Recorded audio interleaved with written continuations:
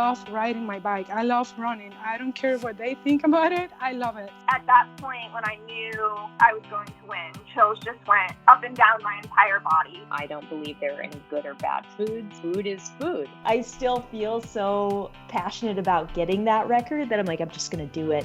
As an athlete, I was like, what's my story, or what's your story? What can you learn from it? And what can you teach people?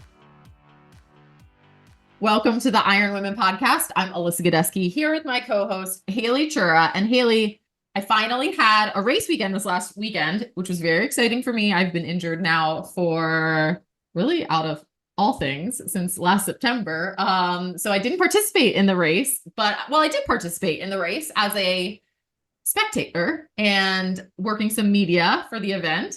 I was at the Boston Triathlon and Super Tri Boston this past weekend, Haley, and I'm so stoked. I got my cup is full of all the race vibes, and I can't wait to tell you about all the things.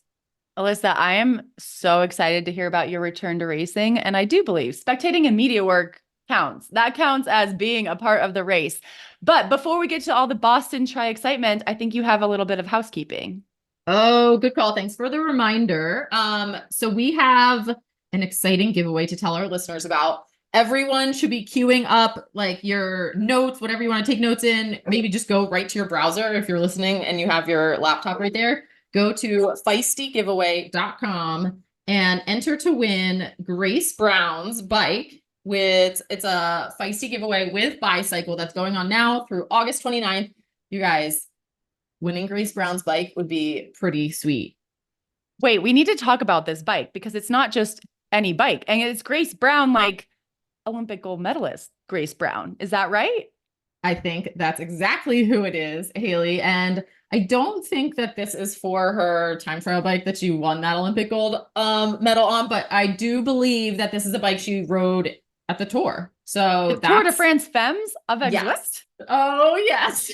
Wait, the one that just happened last week? Literally, I think ended yesterday, right? So, as we're recording. So yes, exactly. Very recently, bike full of really good fast vibes, I'm sure.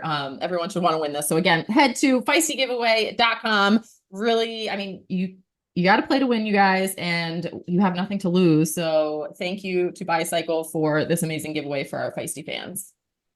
Very cool prize and cool giveaway and cool story behind that bike. Can you imagine being out on the road and someone says nice bike and you're like, oh yeah, you have no idea how nice. Yeah. I know. It's I think it just comes with a lot of good karma. Yeah. Good karma, good bike. Thank you to Bicycle. Now, Alyssa, on to the Boston Tri. Tell me all about it. What was it like to be on the media side? I feel is this the first race that you've really covered from a media perspective? Oh, that's a good question. I think so. In an official capacity, yes, definitely. I think in the early years of Feisty Media, we did some on the ground work at some other events, but this was my first time having official duties. I had a media pass for Super Tri for that portion of the weekend, and we had some things we had to fulfill for the race, which was really cool. It has been a long time since I was in the big city. So that was also exciting. I think that urban triathlons are very fun. I know that have you raced New York City Triathlon? I forget if you ever had made that one. I haven't. I wish I had, but I've done LA Tri, which is urban, and then Singapore 100, very urban. So I've had some of that experience. It is very surreal because, and I love the Atlanta Peachtree Road Race, which is a little different, but you're racing on roads that normally are so congested with cars and people, and all of a sudden you're get to go really fast down them, and that's very fun. Yeah, and so I was very curious, how would Boston do this? How would they make this a successful event? It's pretty big. There's 1,500 athletes coming into between, all of the things. They have an Olympic distance, a sprint distance. They have relays for both, which is super fun and really cool. So there's a lot of people coming to do this. And it turns out Boston was made for triathlon because I think it's the South Shore of Boston. It might be South Bay. I think South Bay is the actual bay people were swimming in. It's literally on this giant park that is really nice, like nice roads for riding, nice paths for running. And so you're able to be like looking at the Boston cityscape, you know, a stone's throw outside of urban center Boston, and then racing this Olympic distance triathlon. So that's super fun. It lends itself to be like a very safe and beginner friendly triathlon environment too, which is cool. Kelly and I had the pleasure of going to the swim clinics in the early part of the week. She was there Monday and Friday. I came with her on Friday. And that was really fun. We had a ton of first timers at these swim clinics, like, you know, getting in their wetsuits, practicing getting out of their wetsuits. They all bunched together and practiced swim starts and things like that. And, you know, the instructor for the day, she kind of just took everyone in the water for a while too, just at first, especially to like give first timers, this is what it's going to feel like, you know, like just kind of get calm, get comfortable, things like that. So the whole environment, and, you know, they definitely want anyone who has thought about doing a triathlon, thinks they could be a triathlete, to come out and do this event. The relay makes for some really fun kind of combinations of people. We talked to a lot of the athletes kind of coming in and out of transition, and people were doing the relay with their coworkers. Kelly O'Mara from the If We Were Riding podcast was also doing a relay herself with her brother-in-law and his friend. And so, you know, people just kind of were able to say like, oh, you know, can you ride a bike? And people would come on. It's super non-intimidating environment there. You know, we saw all kinds of bicycles, kickstands, mountain bikes, you know, really fast triathlon bikes, and then the whole spectrum, which is awesome, because I think Kelly wrote in her triathlonish newsletter today that it means that, you know, people are getting into triathlon, beginners are getting into triathlon, because it was such like a diverse group that we saw. So that was really cool. So basically, you know, the pre-race days, the race is on Sunday. So Friday we did some super tri media. We'll get into the super tri side of things next, maybe. I did some super tri media in the swim clinic. Saturday, we spent at the check-in, kind of meeting athletes, doing a lot of little mini interviews for our reels. And Haley, I don't know if you've had a chance to check out the Feisty Triathlon Instagram reels, but I was following it all weekend. Okay, good. Some great content. Just like to give myself a not so humble brag that we came up with some pretty creative content ideas, I think, to try and you know, make things go with the trending audios these days. It's a lot harder than people think to like you know, get these ideas flowing in the Which one's your favorite? I really like the Simone Biles one, where she talks about like, if I'm not having extreme anxiety, I actually really am having fun. Because I do feel like that encompasses so many of us triathletes, right? Of like, we really do love this sport, but also there's so much that like gives us these nervous vibes and is scary, and, you know, but that's part of the reason why we do it, to like help ourselves overcome that in a good, safe environment, right? So that was really fun. And so I think that's all we did Saturday. And then race day was on Sunday, Haley, and all of the athletes of Boston descended upon the bay. The rain did not deter them one bit. People were sprinting into the water. It was really fun to get to see just like, yeah, a grassroots triathlon event. And I will say again, like, if you are someone who is thinking about, you know, getting a friend into triathlon, wants their mom to do a triathlon, and you think that an Ironman kind of environment or something like that is pretty intimidating, because it is, right? Intimidating. Something like the Boston Tri is a great place to go with a non-intimidating, very friendly environment to bring that friend or your mom to, and have them, you know, become a triathlete with you. And yeah, so I got to send Kelly off for her relay the morning swim. is the age group races. Mm-hmm. Yes. And then around, it was like 12:30 is when Super Tri happens. So that was a separate pro race. And did a lot of people stay around to cheer for Super Tri? Did they know that was happening? Yeah, so the race did a great job of pumping it up and like letting people know that this was going to be happening, you know, for the weekend. And so again, everything is contained kind of into this giant park, right on the edge of Boston. And so basically the age group races wrapped up, and then they opened the beer garden at 10:30 in the morning. Haley. So, yes. In true Boston spirit, the beer garden opens, and then they have these giant projectors, right? So they're doing awards, and they had big, huge TV like projector in the beer garden that was playing the Super Tri broadcast as soon as it started, right? And so audio, visual, so they could see everything. But then they were also essentially on, like the beer garden was on the edge of the bike and the run course. So they could also just be like out, you know, cheering for people as they were racing. But I thought the projectors and the audio, like giving that was a nice touch for sure. And then, I mean, maybe 100 yards away was the actual kind of transition and like, you know, main zone of the race where people were. And so that was where Kelly and I were watching a lot of it because you know, we both wanted to see a lot of the transitions and things because that's where a lot of it happens. And there too, they had, you know, a lot of kind of like fence space. So that there was no like, you know, stadium seating or whatever at this, but there's tons of fence space with people kind of packed up against that to see the action. And again, they had big kind of projectors with the broadcast coming over loudspeakers. So we could listen to, as we were, you know, we're watching the broadcasters right in front of us, but then we're hearing actually what you guys were seeing on the YouTube, I think.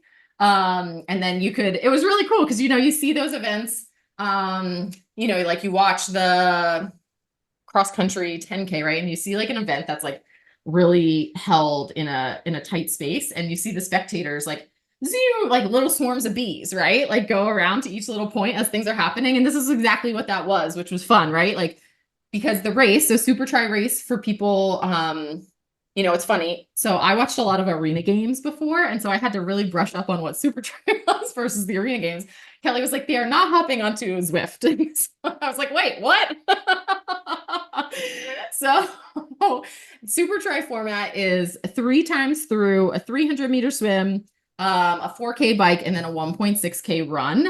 And so they do swim, bike, run, swim, bike, run, swim, bike, run. And it's so fun to watch, Haley. I mean, first of all, there's a lot to remember when athletes are really pushing themselves as hard as humanly possible. Every single athlete out there, I was like, I do not envy you at all because you look like you're just like pushing so hard, and I know how fast these people can run. And I was like, holy smokes, they are giving their all. And so they actually run, like they have to keep their cap and goggles in their tri suit the whole time because, you know, they have to be able to like pull it out and put it all on as they're running on the beach toward that next swim kind of thing. And the women's race was super exciting. Like it got shaken up a lot. It was definitely, you know, US Olympic medalist Taylor Spivey was really kind of shaking things up. She bridged a gap at one point in that second swim, bike, run, and she ended up coming out of the water with the like lead group for the third, and like went out. I think by the time the run was there, she was like leading on the run, right? So she was really pushing to make sure it was a good, honest, fast race. And she was not the only Olympic medalist there. There were 2 other Olympic medalists there, the gold medalist, Cassandra Bogard, and bronze medalist, Beth Potter. And I mean, Haley, people were just so excited to see the Olympians. It was like, you know, people would talk to us and be like, I mean, I think they thought Kelly and I were friends with everyone because we called them by their first names. I mean, they're like, oh, do you know her? And we're like, well, no, but she did just win the Olympic gold medal. Right.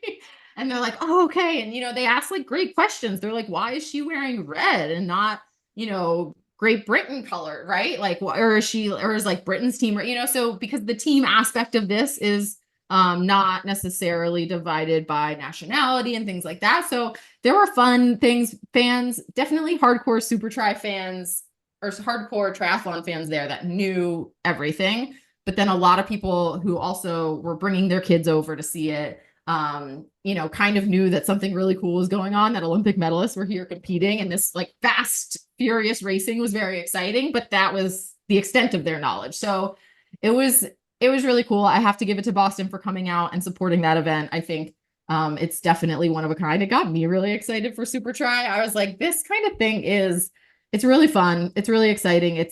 But it's tough. It's really tough. And it can, you know, I feel for the athletes who are kind of having to put in that kind of effort right after the Olympics. I think the Super Tri season is going to make sure they ace their recovery here in these next few weeks too. But that was the excitement, because if you can see an Olympian who literally won a medal days ago And you get to see them racing. That's pretty cool. I mean, it is very cool if you couldn't make that trip over to Paris, but then you're from Boston and all of a sudden you get to see Cassandra Beaugrand, the Olympic champion, racing in your hometown within a couple of weeks of winning that gold medal. It's pretty unique. So kudos to SuperTry for getting those Olympians, back on a race start line. Kudos to those Olympians for backing up that Paris effort and being there. And this team dynamic, though, I think there are 4 teams, right? And there is one of them is Stars and Stripes. So it's a sort of American team, but there are some non-Americans on the team. And then there's like Brownlee Racing, which is sort of British. It's, the manager's non-Stanford, who is a British Olympian, but there probably are some non-Brits on the team. Is that right? And then there's Podium Racing, which was Tim Don's. He's the manager of that team. Another, I guess he was an Olympian too, I think. And Ironman world record holder at one point, now team manager of that team, which is, it also seemed, is that one British heavy? I guess. And then Bahrain has a team with Chris McCormick. And then that was like, there were Brits on that team too. Yeah. I feel like the Brits kind of just interspersed in a few areas and like kind of just kind of spread out and then, pulled in different people along the way. But I'm not entirely sure exactly what went into the team dynamics, like making, right? But, I mean, everyone seems happy with the team they're on. Everyone, it was definitely like a fun aspect. They do the little team kind of jog out and that sort of thing. And they're wearing team uniforms. So you can kind of, watch that play out through it all. But I'm not sure how much, the racing is so fast that I don't know if like team tactics can really come into play too much, right? Because it's, it's still different than like a draft legal race where there's just a little bit more time to like settle on the bike and kind of form that pack and, maybe work together a little bit. I'm sure there's some of that going on, but the 4K bikes were going by so fast that like people bridging up, if they managed to get up to a group, like there wasn't really time to do much else by the time you're flying off of your bike and getting onto the run. So I would be curious to know, like how that kind of plays out and what their thoughts are. Like, surely the team has thought about it. I don't know if there's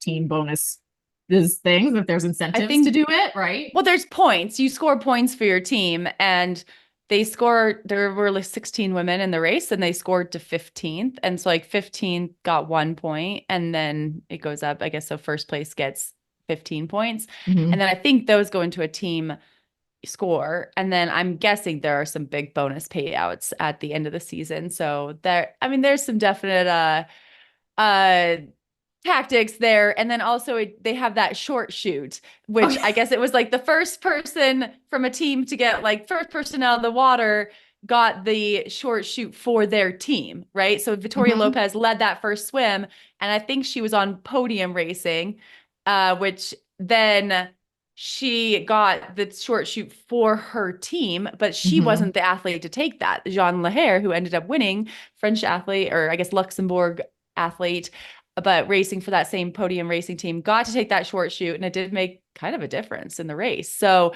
it was kind of, I guess Victoria really took one for the team by sprinting that first swim. Yeah, she really did. And I think that, like you said, John Lahair was first, and then Britain's Georgia Taylor Brown was second. And then recent IronWomen podcast guest, Kate Waugh, was third at the race. So definitely make sure you go back and hear more from Kate in one of our previous episodes in the last few weeks, if you didn't catch that one. It was fun, Healy. It made me happy and not happy that I never was like a short course athlete, because I was like, dang, this looks so fun, but it looks so hard. I mean, afterwards, I don't think there's like a lot of hugs after the women's race. People seem to really enjoy that, like, all right, we pushed each other really hard, but now we're friends aspect of things. But the men's race definitely had some more vomit at the end of it. So, I mean, they are like going full out, like into it. So or maybe it's because they raced a little later and they just like didn't time their meals properly. They hit the VIP tent before their race. Maybe, I don't know. They hit the beer garden at 10:30. No. But listen, like, I mean, did it make you want to be back? Like, it had to feel good to be back at a race. And I do need a knee update really quick, because I saw on social media, I think, that you did have an athletic accomplishment recently. So the knee is on some kind of a trajectory toward It is on a trajectory. Yeah. I mean, it's continuing to, as far as we can tell, move very slowly in the right direction, which is great. When I told you, I think maybe like 2 months ago now, that I was like, okay, I'm starting swimming right now. I'm only pulling, but I'm going to do a 10K, 10K, like swim the perimeter of my local lake, swim. And when I made that goal, Haley, I was like, surely I'll be kicking by the time I get to swim 10K.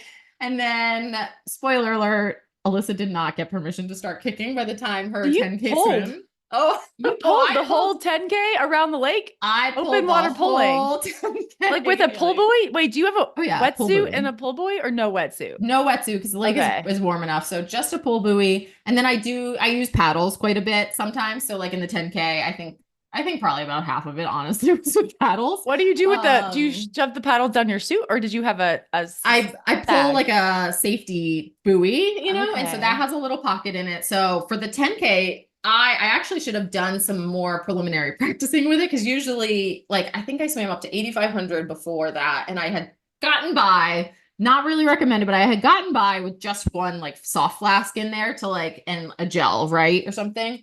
But then for the 10K, I was like, shoot, 3 hours. I need 2 bottles. I need a lot of calories, right? Like I do not want to feel bad at like when I still have, 5K to swim. So I stuffed the buoy with things. And then I started dragging it. I was like, oh my gosh, it feels like a toddler, like has their arms around my waist, and I'm like dragging through the water. So at 2K, I stopped and I chugged one of the bottles, and I was like, all right. So I got that down, and then it got a little bit more bearable, but I did not take into account the fact that I would also be like pulling weight during that 10K pull. But I was super proud of how, I think it was for me just nice to like set a goal, do something, feel like I've been training for something. And at the end of towards the end of the loop, Haley, it was a super foggy morning, but the fog had really started to lift 3 hours later. And so I'm like looking around, I see flashing lights, I see all these people, and I'm like, oh my gosh, the police are here. Like, am I about to swim up on a body? Like, what is going on? Right. So I'm like, kind of like looking around, but I'm like, I only have 1K to swim. So I'm like, I just want to get this sucker done. And I look up and there's like a giant truck in the lake. Okay. And so no one was hurt. Whoever drove their truck into the lake overnight must have gotten out okay. But someone drove their truck into the lake that night. And so in the morning, as I'm swimming by, the like tow person in town just tries like wading through like trying to get it out. So that was a lot of excitement actually for my little swim, which was exciting. That's a lot of excitement. I am very glad they didn't drive it in while you were swimming. I mean, that's not something you usually worry about at the lake. Is like cars. Like that's what we worry about while riding and running. Yeah. Not while swimming. Oh, cars, they're everywhere. Yeah, so that was fun. I did that, and then I had lined that up knowing I would then be gone for several days in Boston doing all of that. And so now I'm back. I have permission, Haley, to start walking for exercise, but my PT hasn't given me the green light. She's like, you're not quite ready yet. So we're still working on some kind of gait mechanics things and stuff like that. But it's close. It's coming along. I definitely tested it a bit this weekend, standing more than usual and that sort of thing. And it felt okay. I definitely could feel it, but it's, as far as we can tell, it's moving in the right direction. I just have to stay patient and do my PT, do all the PT. Listen to that PT, stay patient. But thank you for the update. Congrats on that 10K swim. And continuing with our Boston Tri theme and Super Tri theme this week, I had a chance to talk to Katie Zaferes, and Katie has been on the show before. We talked to her like several years ago, and life has changed drastically since then. She is the Tokyo 2020 Olympic Games individual bronze medalist in triathlon. Incredible race there. She also won a silver on the mixed relay in Tokyo. So she had this just incredible 2021. She also went on that same year to race in the Collins Cup for Team USA, where she did incredibly well in non-drafting 100K distance. And she's really good at going very short too. She was actually the Super Tri series leader in both 2018 and 2019. So she's had a lot of experience at the Super Tri racing and was there in Boston this past weekend. And so, Alyssa, I am curious, like you just saw Katie in Boston. What was it like? Do you remember, did you see her? Did you get to chat with her at all? So I didn't talk to her. Kelly did get an interview with her that we are putting up on the social media. So everyone definitely check that out. But we got to see her doing media. And then on Saturday, this is another thing we did on Saturday, jam-packed Saturday, everyone. Before check-in, they had the kids race, which was like a huge event. So many kids. And these kids were rock stars. They had a pretty long swim, in my opinion. It was like almost the super tri swim. I'm kidding, you guys. It was like the shallow end of the super tri swim, but it was pretty long. Like, these kids did awesome. And so Katie I think she had like 15 of her family and extended family members there, several kids, like, kids, cousins and nieces, nephews kinds of thing. And they all were doing the kids races. And so she was there, ready for that, watching, spectating, cheering. She came with the rest of the Stars and Stripes team to hand out the medals, and people really love Katie. Haley, I have to say, there were a few names you could hear above the crowd as the race was going on Sunday, and Katie's name was like everywhere. People were just pulling for her so hard.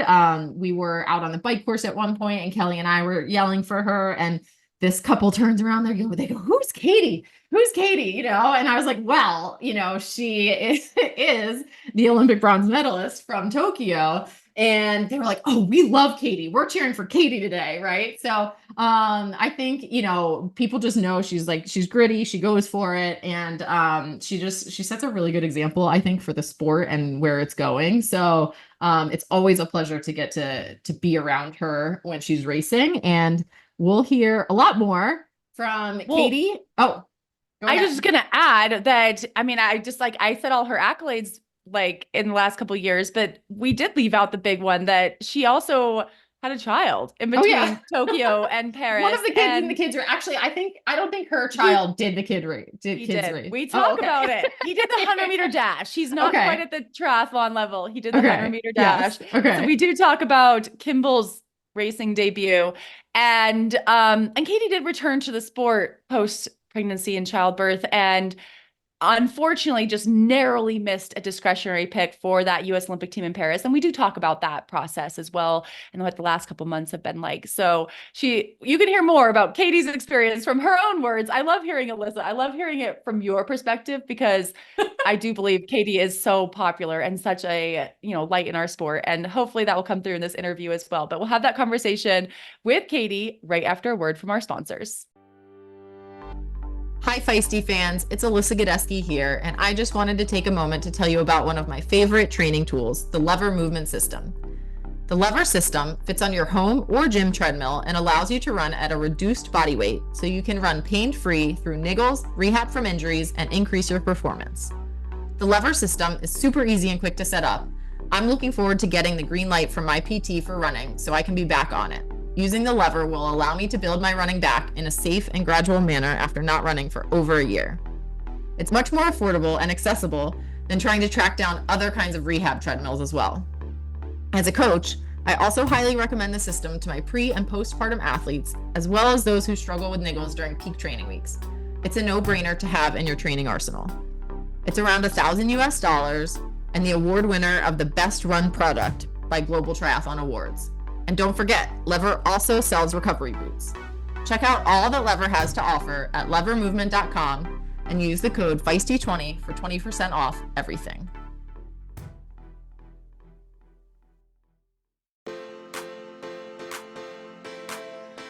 Chasing Epic is the essence of the Orca brand. It is about seeking the moments in life that make us feel truly alive and connected with the beauty of the world around us.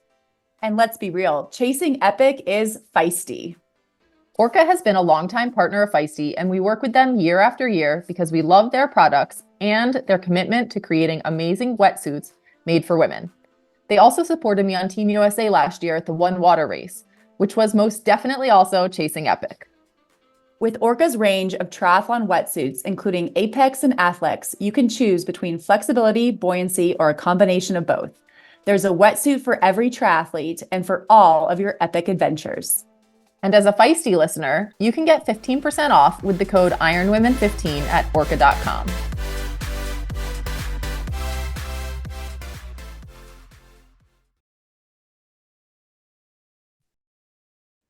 Hi, Katie. Welcome to the IronWomen podcast. Hi, thank you so much for having me.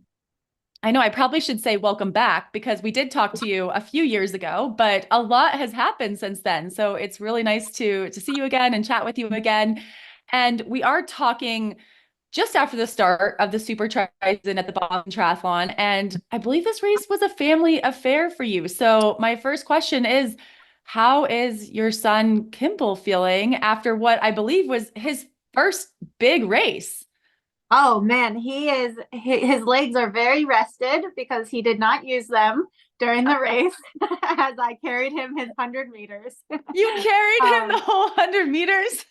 He did. It's so funny. He's nonstop. Like if anyone sees him, he's completely super active, always running around, like loving just moving.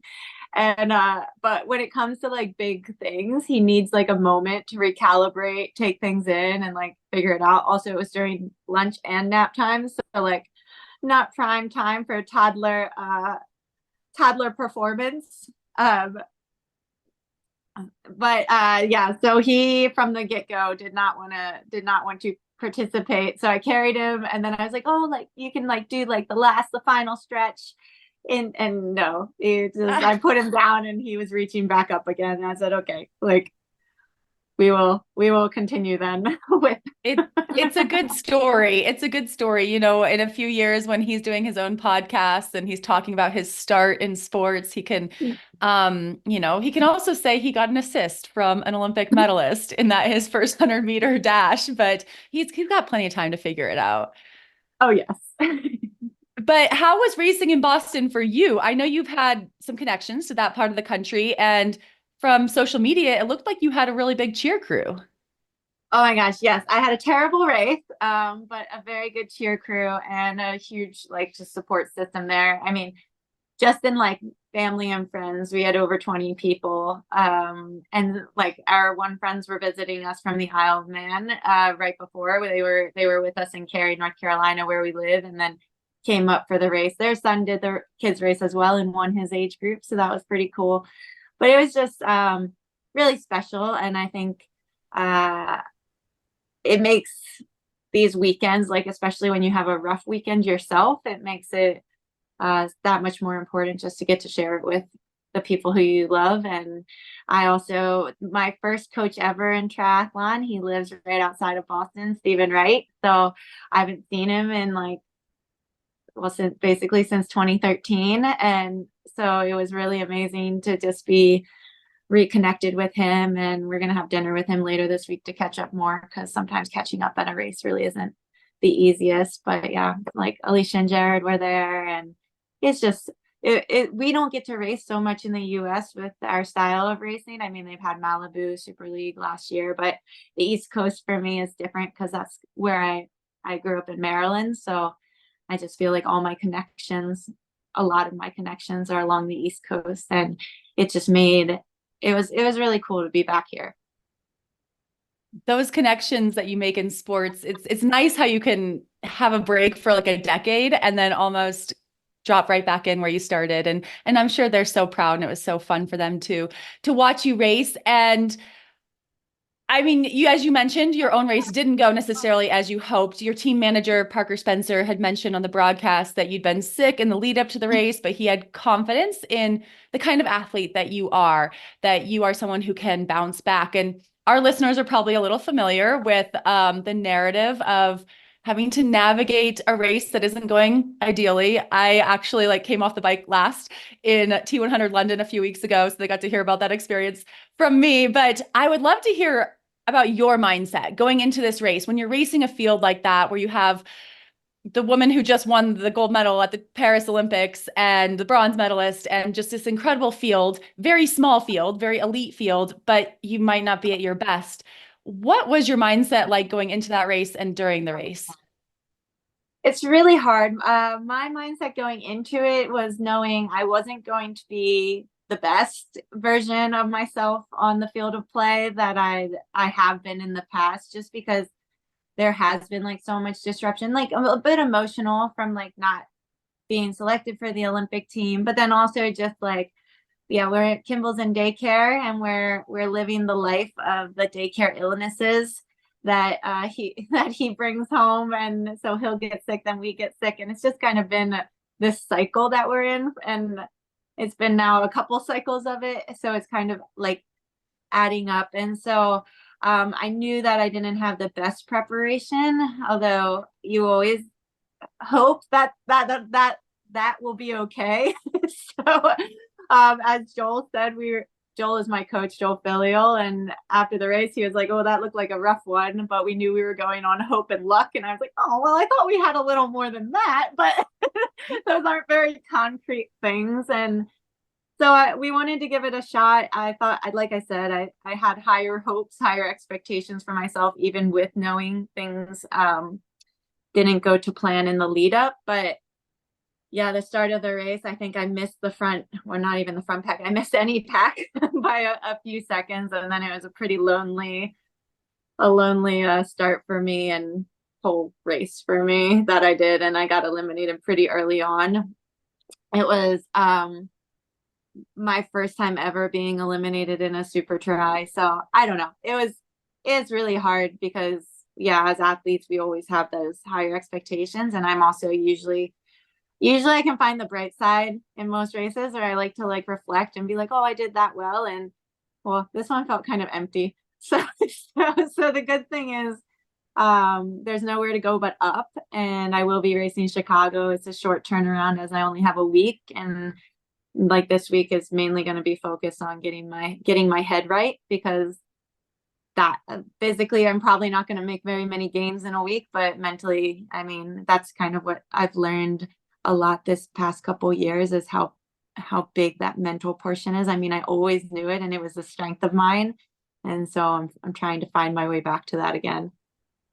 I'm sure a lot of our listeners are age group triathletes and parents, and probably do the daycare routine similar to you. And so I think, they can relate to what it's like when you've trained so hard, and then you're kind of taken out a few days by illness, and there's a lot of doubts. And so when you have been able to come back mentally, I am curious, like, what are you telling yourself? Are you telling yourself, okay, you can't erase, 15 years of hard work in a week of missed workouts? Is that the kind of thing you're telling yourself? Yeah, for sure that. And just like, I know how to do this. Like, I've been here before.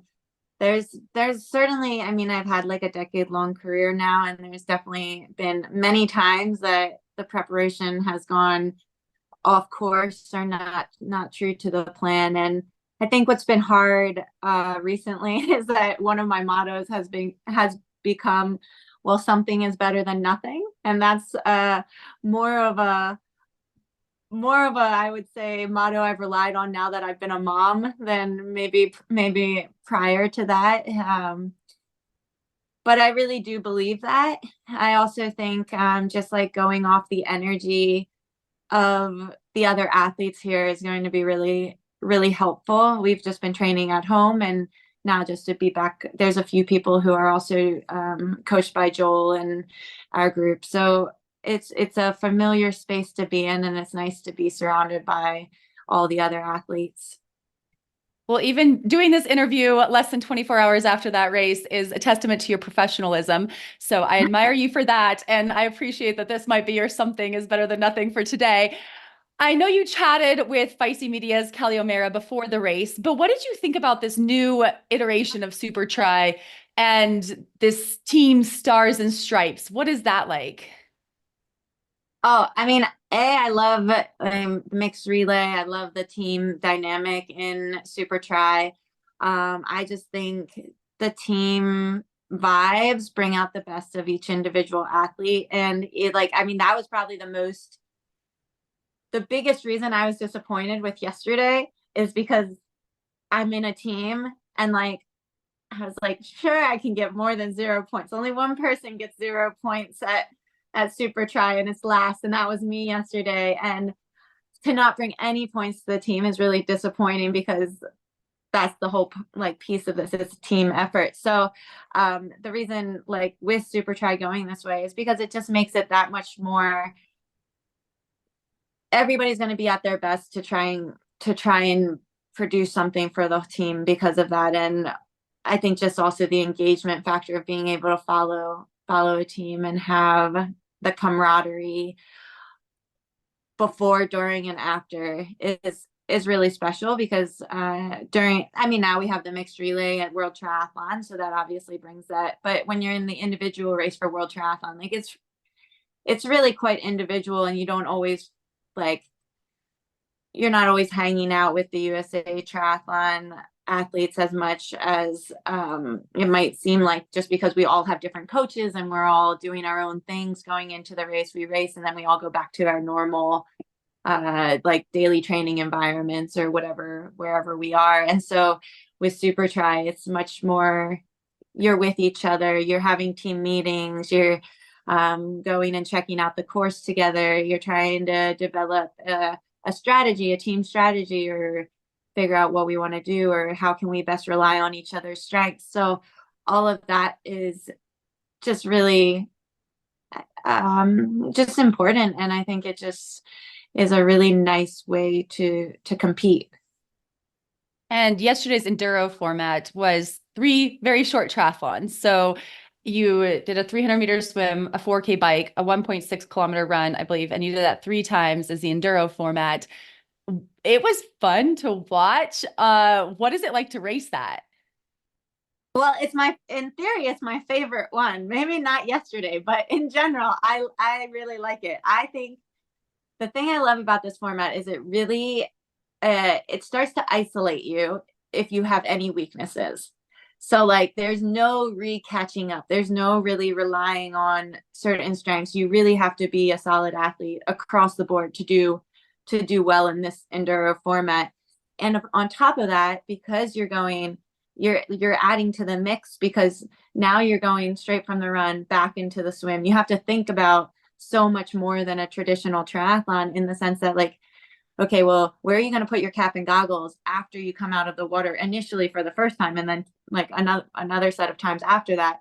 And then when you're coming in for the bike, because you're going to be going out on the bike again, you're thinking about your gearing coming in and making sure that you're in an easier gear. I mean, my family was watching me on the second round of the bike. They're like, was something wrong with your bike?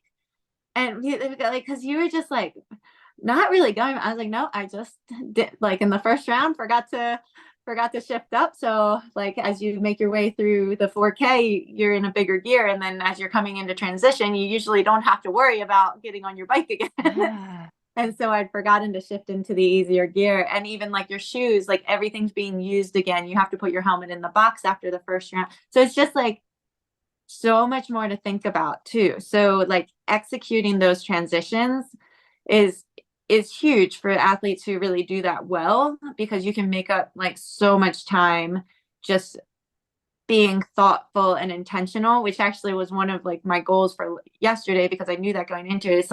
It's a really fast-paced race, and it feels that way. It feels a bit in my head, at least, it feels a bit chaotic, because it's such a speedy, short race and 3 times through. But you actually have to, as we often do, I think, as short course athletes with transition, you need to just go fast, but slow it down and be intentional, because the more you try to speed it up and hurry your way through, it's when you're trying to be quiet. When you're trying to be quiet, it's you drop the biggest thing ever, and then you're so loud. And maybe that's because yeah, maybe that's a mom reference now. Yeah, I know, spoken like the mom of a toddler. No, but I did watch, and I'm like, do you practice running with your goggles around your neck, or running with your goggles down your front, or when you're going to put on your cap? Because there were different strategies that different athletes took. And I think even Jean Lahaire, who was the eventual winner, she would run with her bike through the chicane. She ran further before she got on her bike.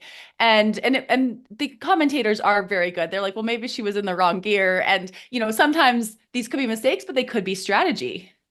Yeah, for sure, because everything's so compact. So it's you can decide if you can get on your bike really efficiently right out the gate, that could be a strategy. Or Jean Lahaire, it's okay, well, if there's just a lot of a lot of athletes there, then you're going to want to maybe run a little farther and jump up, because it's all a lot, especially the transition zone. It's a lot smaller and everything. You don't have nearly as much room as you would in other races.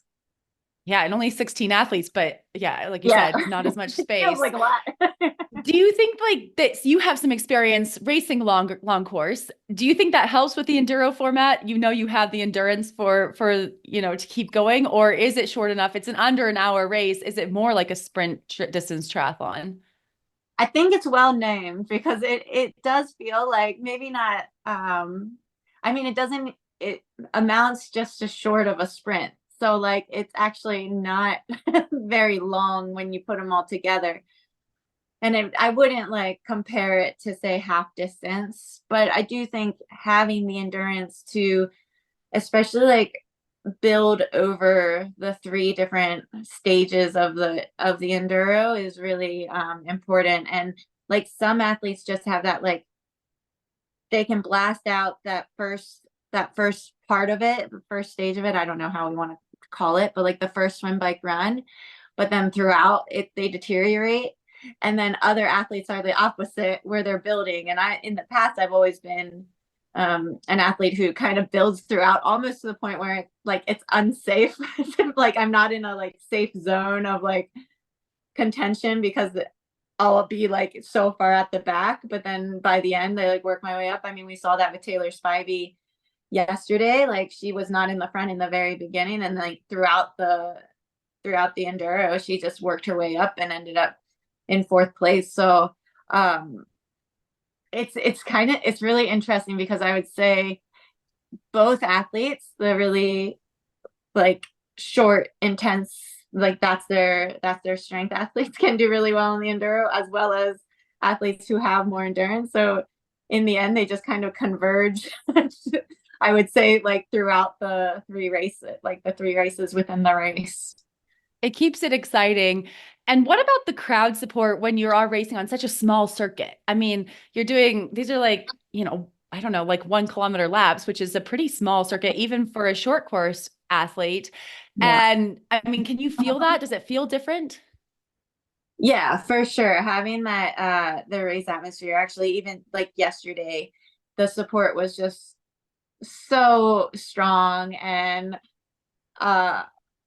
it really is impactful, I would say. Like no matter where you are on the race course, like they're driving that energy of just support. And it really, having that type of atmosphere when you're racing, as I know you've probably also experienced in your races, with some of the races not having that, it feels so like lonely.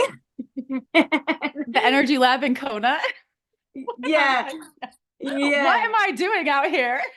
Right. And like, especially when for like with the enduro format or just super tri in general, when like such small gaps like make a big difference. So like when you can have something that can impact that to just get you to the next level, which is like the crowds and the fans. And it's a much better experience. It's also very fun to watch on TV or on YouTube or whatever it was I was watching it on.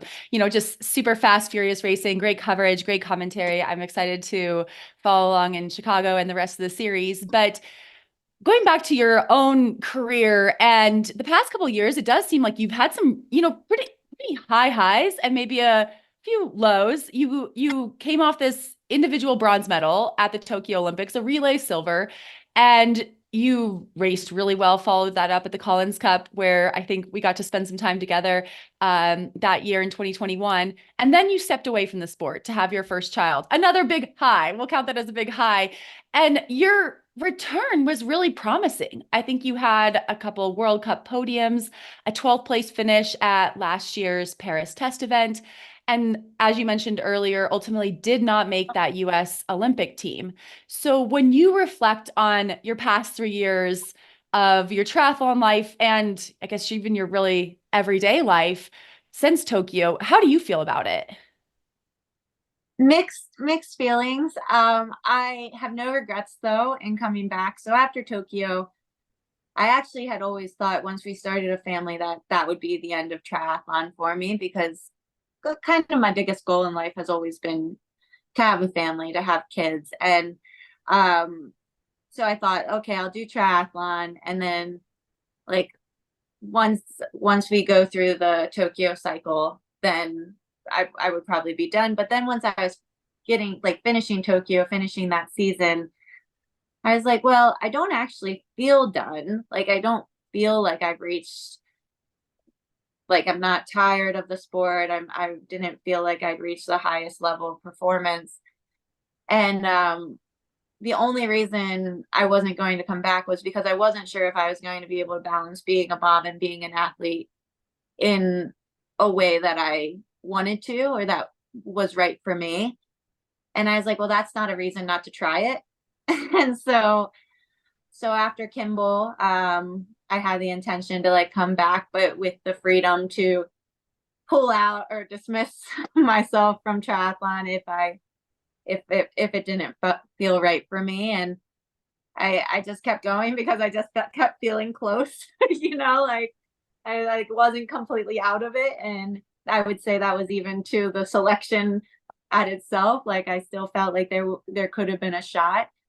It was hard though. And I think following this, like, I'm like, okay, like after Tokyo, I felt, wow, like I have something more to give. And now I feel, okay, like I may not have more. I may not have more. I may have used it all up in the last 2 years, but no, I've gotten, well, not just like for myself doing it, but also for Kimball, and to kind of show him this community has been really special. Sorry. Yeah. I mean, I think that, it is that Olympic journey. I've competed in a couple Olympic trials, never quite as seriously as you, but and different selection process. But it's intense. It's very intense. And when you are like coming off a bronze medal, like you were, and trying to make Team USA and how that selection process is, it's a very different experience. Did you watch the Olympics? I did not. It's funny because I do this with TV shows and I don't know how well it will be received, but sometimes I can't watch TV shows because they make me feel uncomfortable. So I just have Tommy like give me summaries of what's happening. And really, that's kind of what I did with the Olympics. Like, I didn't set an alarm to wake up, but then I ended up waking up both times, like during it. And I just like put on the live timing and followed the live timing because I couldn't like watch it, but I wanted to know what was happening. And then I'm also like talking to my sister-in-law and other friends who are like filling me in. So I don't know why I do this, but I actually don't think it's any better for like anxiety or like like my emotions. So this is like any race. It's not even a race. Like it'd be any TV show. I'm like picturing Tommy like describing the latest season of Emily in Paris to you, being like, no, she goes to the Eiffel Tower. No, I'm just kidding. No, I wish like Game of Thrones kind of thing, where it's like in the zeitgeist, but you don't want to watch people like excessive violence. So it was. Do you remember the show? Now I can't remember the name of it, but where like there's like people, but they're also robots. Westworld. Yes, that was the one. I watched one episode. I was like, oh, this makes me like cringe. And so then I was trying to have him explain it to me, and Tommy's just like, this is the most unexplainable like show ever. And I don't know if anyone's ever watched Westworld, but apparently gets pretty complicated. Like all the different things going on. Yeah, so that's me. Okay. Fair enough. So you're not sitting and watching Kona either, even though you didn't try to qualify for Kona. You're like, just tell me who won. Yeah, but I like want to know like I need to just watch it because I want to know everything that's like the amount of details I want to know. I don't know. Given the details you got in your text thread and from Tommy about the Olympic Games, I mean, were you surprised? Were you surprised by the outcome? You know, Cassandra Bergrand winning, Julie Darren second, Beth Potter third, how the Americans did. Were you surprised by the results?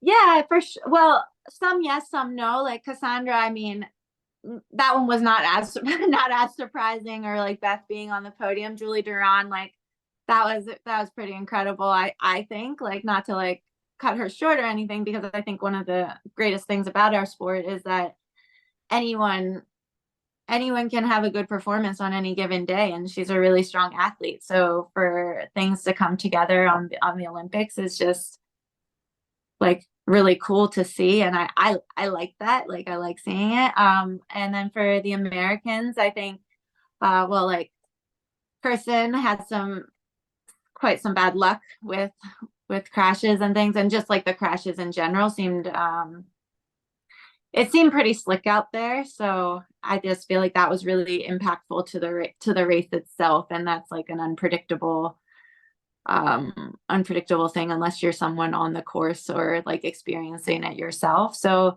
like I would say in general, like the individual performances, I mean, I think Taylor had like a strong race, but maybe, or Spivey had a strong race, but definitely was hoping for better. So I think the best part was seeing them all come together after racing and maybe not having the performances that they desired, and really putting that all together for the mixed relay, because yes, I mean, that was so cool to watch. And yeah, I'm so happy for them to be able to come away with a silver, and not like in a sprint finish, like all across the line. Like they're pretty amazing.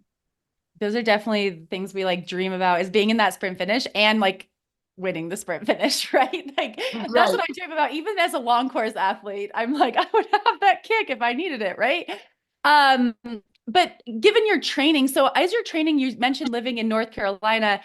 Do you train by yourself most of the time, aside from when you're traveling and you can train with other people?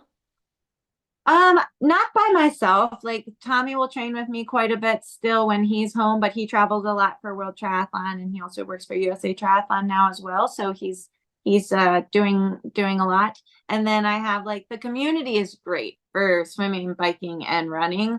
I think the thing that I've struggled with the most is that I miss the group that just we're all doing the same thing and like all on the same schedule. So like I definitely identify. I actually, when I was talking to my coach earlier today, I was like, oh, I understand why we did everything we've done for the past decade, because it really takes like there's extra energy in trying to like motivate to get yourself out the door when you're like in charge of just, like your specific schedule for the day. I swim with a group who's far too fast for me. And so I make it work. But it's probably not like necessarily how I like for me, it's not the best environment, just because it's not as compatible with where I'm at. You're swimming with, I think, are you swimming with Ashley Twitchell Wall, who I am. finished third at the U.S. Olympic trials in the 1500, but fellow Tokyo Olympian. And she's actually been a guest on our show. So it's pretty cool that you have each other maybe as a resource and a training partner in those ways. But I'm sure there's days where you're like, hey, do you want to come run with me? No, she runs with me on Sunday now. She does. No way. Yeah. So we're really close friends. And that's why that's the main reason I swim with her, is because I'm excited. I wake up to go swim at 6 a.m. because it's like, I just enjoy it. And I'm like, oh, I can make this work. But anyways, she said she went on a run when she was doing a sponsor thing up in New York. And I was like, wait, this means you can run on Sundays with me, because Sunday's her off day of swimming. So now we do, well, for the last 2 weeks, we did a 30-minute run together. And they bring Locke, who's only 5 weeks older than Kimball, their son. So I run with her and her husband, and Tommy was there for the last one. So I'd like to say this is a new routine for us. That's pretty cool. Are you trying to convince her to get on a bike? I mean, that'd be kind of fun. She does Peloton, so she's partway there. I know. You could like ease her in with like, the age group race at a super tri race, and then she'd like crush everyone on the swim. She'd be like, she's like, I'm too far ahead. So, that's very cool. That is cool that you have each other as training partners and resources if you can't be in that squad environment, because I can't imagine, when you are in that squad environment, everyone does have a similar goal, and you just don't even think about outside things going on in the world or anything like that. It is truly like just triathlon, and that can be very nice for training. But I'm sure as as you get older, it's nice to have some life perspective and realize that it's not just all swim, bike, run. For sure. And like that was like one of our non-negotiables once we had Kimball. I mean, we'd used camp life or like going to join training, like doing some of the trainings. Gosh, why can't I think of it? Like camps with our crew a little bit last year. Like we were in Spain, we were in France for a bit. But and if I would have been selected for the Olympics, we would have gone and done some more training camps with the group to be in that environment. But yeah, once we had Kimball, like we wanted to have a home. We wanted to be home, have a home base and be mostly there while also getting to bring him to a lot of places. I think he did like 8 or 9 countries in his first year. So he's well traveled. Yes. Well-stamped passport for 1 year of life. Katie, I did see your name briefly appear on the wait list for a T100 London wildcard slot. And we know from the Collins Cup that you are great at the 100K distance and non-drafting triathlon. So could we possibly see you as a wild card at another T100 race this year? Or would you be interested in a contract for 2025? Probably not. I got really excited when I got invited to potentially do T100 London, and then I let my like brain and realistic expectations come in a bit where I was like, oh, I'm not in that place right now. I think for me, like I want to do a lot, and there are pieces of me that really want to do particularly like the 100K distance. I think I could be very good at it, but right now I think where my actual like head is at with like training and racing, I wouldn't be as, if I compete, I want to be competitive, and I don't feel like I'm there, and I don't feel like I'll be there before the end of the season. And then I kind of feel like after this super tri season, I just need to like reset and figure out where I'm at. There's a part of me, a pretty large part of me, that feels like I might be done with triathlon in the sense of being a professional athlete after this season's over. And I'm not like 100% sure I would say announce my retirement, because I want to do it with a clear, level-headed mind because like right now I know where I'm at emotionally, and it's not ready. I don't trust that decision, but I feel like this sport has given me so much, but there's also a lot. I also feel I'm ready to maybe see it in a different light. You've been at the top of the sport for a long time now. You've been a professional for more than a decade. You have been an Olympic medalist, and evaluating your motivations and trying to figure that out does seem very normal. And I think that it can kind of be freeing to give yourself multiple options and to realize you have multiple options. And also, I recently talked to Gabrielle, who competed at the U.S. Olympic swimming trials at age 46, made semifinals, and she's retired like 3 or 4 times and come back to swimming. And so I also feel like there's a healthy bit of like being able to change your mind, like, okay, I think that's great. And I think that we're seeing more of that. And sometimes things can feel so finite, but sometimes just having options can feel very freeing. It's so true. When I first told my sports psychologist, when I was talking it over with her, when I was telling her, oh, I think I might be finished, and she's like, oh yeah, I've heard that before.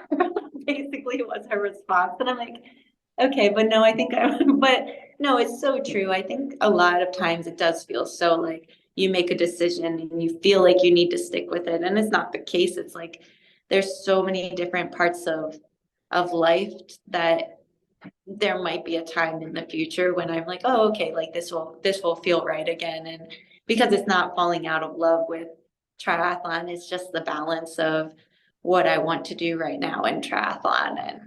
And that's been the part that I think is the stickiest. And also like a recalibration of goals, like you're saying, because I'm someone who feels like hungry with goals, but I also feel like really fulfilled in what I've achieved. And I've achieved more than I ever really thought was possible for myself, or maybe that I like dreamed of. And so I feel very just like happy and at peace with that. And once I have a new goal again, then like coming back will make sense. But at this point, like I just don't. And I need to want something if I'm going to keep competing. It sounds like you have a good team around you helping you think through this. And I think it is something that every athlete at every level has thought through. And so I appreciate you sharing kind of your thought process as it is ongoing. I need to ask because I live in Bozeman, Montana, and we have an Athleta store downtown. And every time I walk by, I see a poster of you, and I think it's like you doing like a pull-up, and you can just see like your back is like ripped. I mean, it's so awesome. I think I was walking by with my dad one day, and he's like, "Oh my God, that's so cool." And I was like, "I know her." And so it is very, very cool. And I'd love to hear a little bit more about your partnership with Athleta, and with it being a more traditional retail brand. I think you're on a team with Simone Biles and Allison Felix and Katie Ledecky. What is that like? Oh, it's amazing. It's a dream. And I mean, just like the mission behind Athleta with Power of She and like doing this collective. I know like for me, when I got started with like invited to be a part of it, I was just like, really? Like me?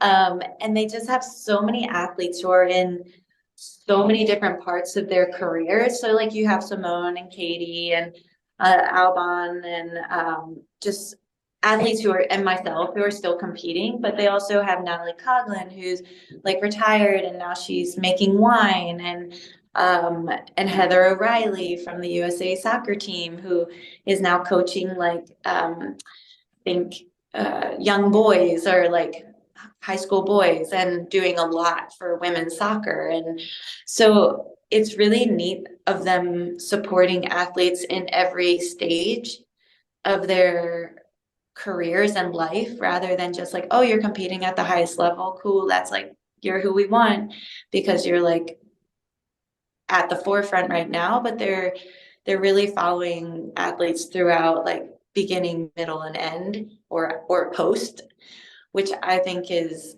really special because it shows that your value as a person is not just when you're competing at the highest level, at the highest stages, but it's what your impact on the community and on other women throughout all the transitions. And I feel like that's so special. Like I don't know very many other companies who are doing that. I love it. And I will say it works. As someone who is susceptible to like all marketing, I will go into Athleta and I am like, oh my goodness, I want this because I saw Katie wearing it and I love that this brand supports her and I need another runsie. So I do definitely love supporting those companies and hearing about them. So it is very fun. And the clothes are great. I mean, the clothes are actually like, they're so stylish. Oh my gosh, yeah. Tommy says Tommy's sad that Athleta doesn't do any sponsorship or like have any men's clothing because he's like, you look so good now. Sometimes women need something special. Katie, before I let you go, the Super Tri season, it's pretty fast and furious the next couple months. You're scheduled to race in Chicago this weekend, London 2 weeks after that. You head to France in October and Saudi Arabia in early November. So are you on the road during that whole time, or will you get to go home? Are you planning to race all of those races? I am planning to race all of them. We're going to stay in Boston until the race next week, and then we'll leave for Chicago like on Friday, and then we'll go home between each one. Kimball is going to he'll come with us to Chicago, he'll come with us to London, and then I was going to do Toulouse, and then I'm like, okay, this is too much. So he'll stay home with my cousin for Toulouse, and then I go to Neom. And like Tommy will be in and out traveling with us, but also he's also doing the World Triathlon, so he'll be going to Weihai and he'll be going to Malaga for the grand final. So the Zafereses are all over the place. Never a dull moment. Well, Katie, thank you so much for chatting with me today. It was great to hear your perspectives on sport and life. I think it's very refreshing, and we will be cheering for you in Chicago, London, beyond, and whatever you decide to do next. We can't wait to follow along. Oh, thank you so much, Haley. It was really nice talking to you.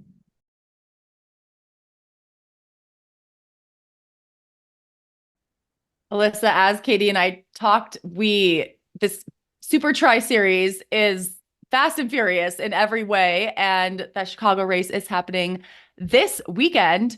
Are you gonna be watching? Like, are you hooked now on Super Tri? I mean, obviously not in person, but I think it's Sunday. Women race at 12:30 p.m. Central Time. Is that fit with your schedule, your YouTube schedule?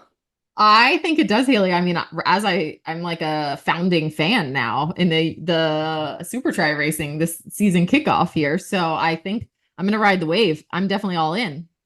Do you have a team that are you pulling for a certain team?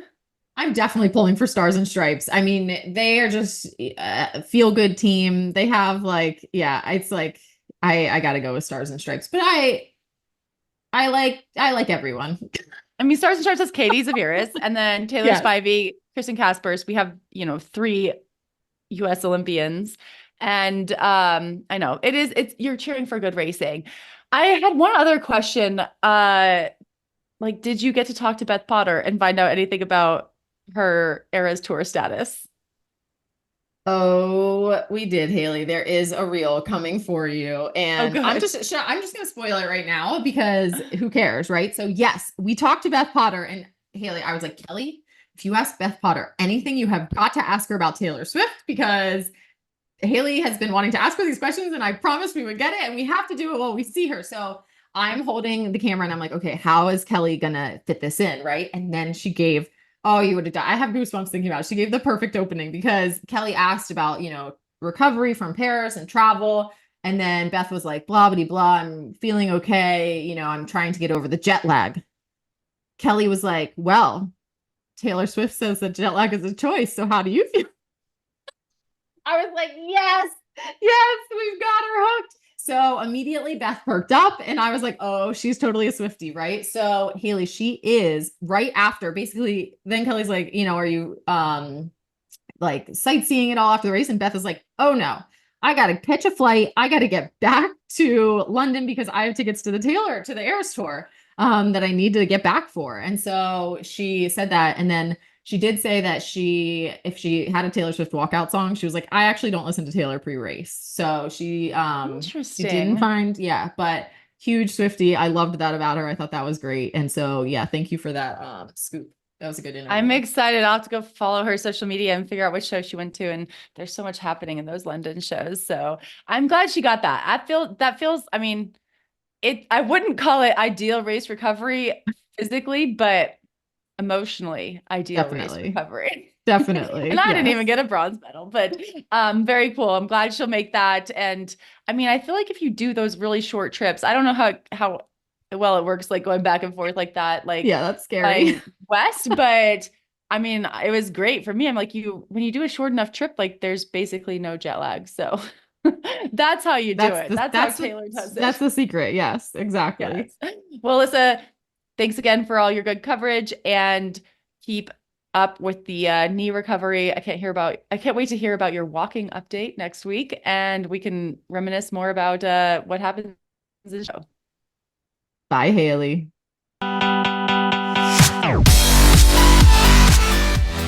You've been listening to the IronWomen podcast, hosted by Haley Chura and Alyssa Godesky. IronWomen is a production of Feisty Media and is edited by Lydia Russell and produced by Ella Natishan. Head to livefeisty.com to find more podcasts, stories, and fresh perspectives. Thanks for listening.